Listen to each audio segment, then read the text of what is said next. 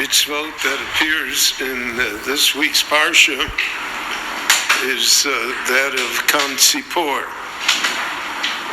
that a bird, a mother bird, that is sitting on her eggs or on her chicks, on the small birds, and she wants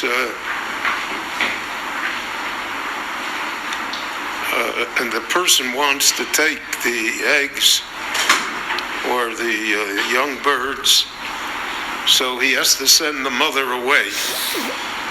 You have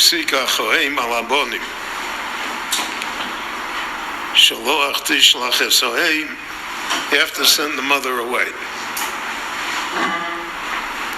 In fact, we have the entire mitzvah portrayed for us upstairs in the stained glass windows over our Oren Kodesh. The windows were made by an English artist, Hillman, who was a brother-in-law of Rav Herzog. His father was a great Talmud Chacham.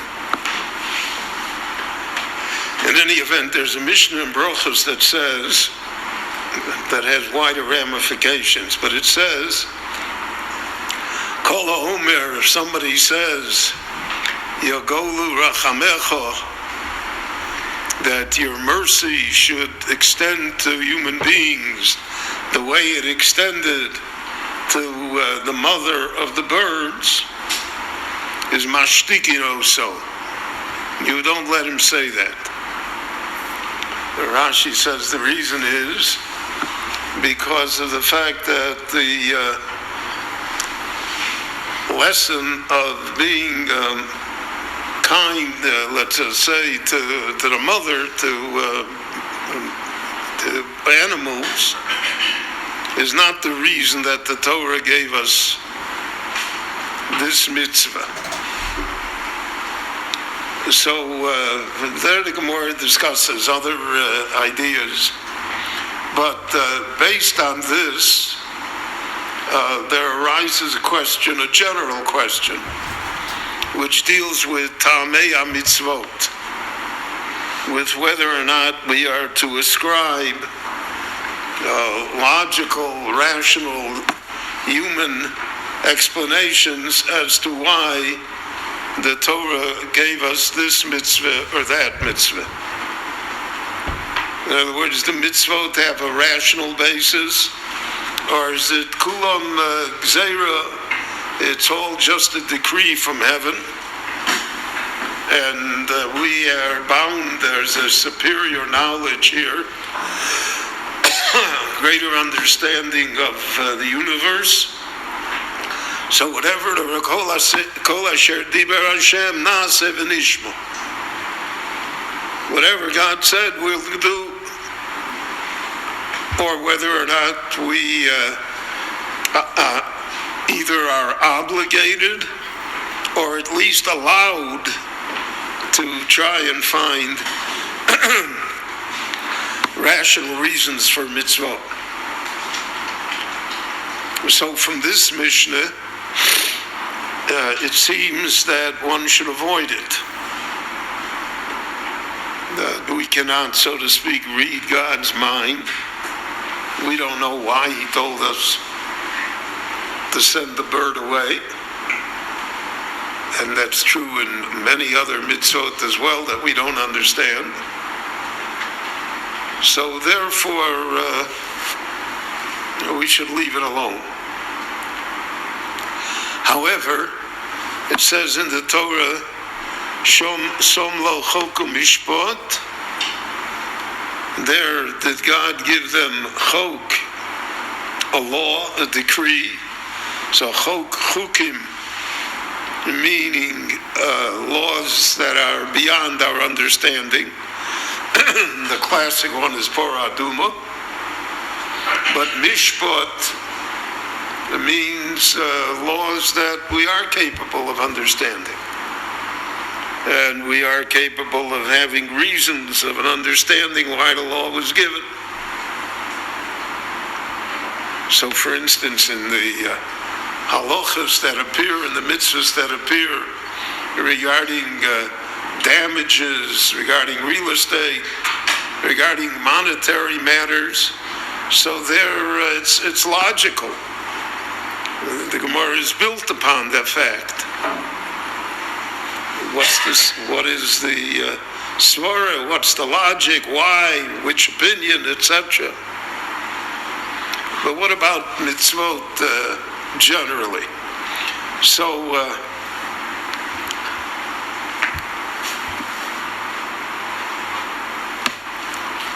during the time of the Gaonim in Bavel, the subject was discussed, but there were no books written about it that we have. That started to change in the early Middle Ages, where under the influence of the fact that the non-Jewish world adopted Aristotelian philosophy, the Christian church adopted it completely. And so therefore that came to influence the Jews as well.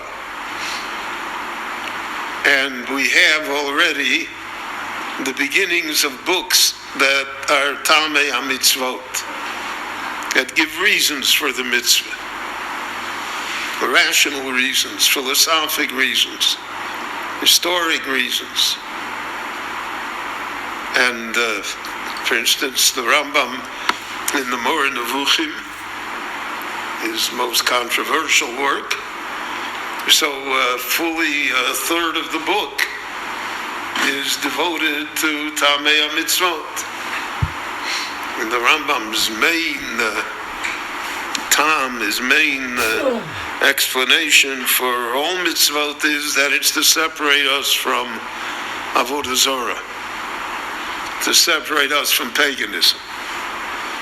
And the Rambam therefore says, for instance, that the prohibition that the Torah advances regarding meat and milk, lo savashel gedi b'chalei v'mo, he says is because that was a pagan idea, to mix it, to cook it together, to eat it together. And therefore, in order to distance us from paganism, from pagan ideas, so the Torah said the prohibition against meat and milk together. Now the Rambam is out on a limb on that, but that's his opinion. And we find there's the Sefer HaChinuch, which discusses the mitzvot in every parsha, and he always explains what the reason for the mitzvah is. And the danger in that is, as we all know, is that reasons that were advanced, let's say... it's 8:45 p.m. Do not resonate with us today. You know, the famous idea that the Jews did not eat pork or ham because of the disease of trichinosis was rampant throughout the 19th century. And therefore, when Reform came and said that since there's no trichinosis today, so then you're allowed to... There's no prohibition against eating the flesh of swine. So that's the problem. The problem is by advancing ideas and explanations which may sound valid in one generation, you run into a problem that those very explanations may not be solid in another generation, simply because we know different things or other factors now exist that we didn't take into account before. So therefore that always became a problem. The problem was whether to look at the Torah, so to speak, rationally, or to look at it supernaturally. If you look at it supernaturally, then all of these objections fall by the wayside. The Rebbeinu Shalom told us to do it. There's a God that has his reasons. Kilo machshavosai, machshavosechem. We will never understand God's reasons, so just do it. But in an age or in a society that places a great deal of emphasis on knowledge and on discovery and wants to understand everything, so that's very hard to say. It's very hard to sell it, so to speak. So when we search matters of cells and DNA and all sorts of minute things, so it's difficult to say that, the Torah arbitrarily would command us to do things for which there's no rational basis and we have no understanding. So this has remained a topic more or less until our time.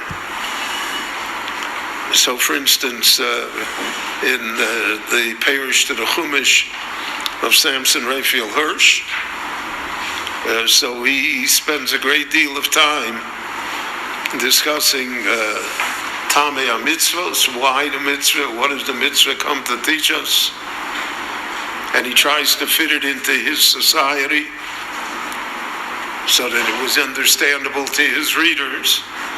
But there again, you run across this same problem, that what sounded good in 1860 Frankfurt doesn't resonate in 2018 Jerusalem. Yes, there are a whole piece, for instance, where he discusses Yaakov and Esav. So he says that Esav is getting better and better as time progresses. He's coming closer to be Yaakov. Esav is, so to speak, a positive force in the world, which is good understanding of 1860 German society, where the Jews felt that way. But I don't think that we're convinced that Esav got any better. In fact, Germany itself proved that Esav was as cruel and evil as one could ever imagine. So that's the problem. The problem is today, for instance, it's very popular. You read it in the newspapers, and you read it in the Alonei Shabbat and the little pamphlets on Shabbat that are distributed in the synagogue, and everybody discusses the Parsha in terms of today. So that is a very positive thing. That's very good. It makes it relevant. We know what the Torah is talking about. The Torah is talking to us. The problem is that what is relevant in one generation is not relevant in another generation. And the Torah is eternal. The Torah spans all generations. So therefore, explaining things in terms of now, which may be very satisfying, can create great problems, because now doesn't last. It's not a permanent state, and the Torah is a permanent state. So I imagine that this debate within the Jewish people will continue. I don't think that it's ever solved. So there are those even today that say, the question is, for instance, how do you teach Chumash? You teach it relative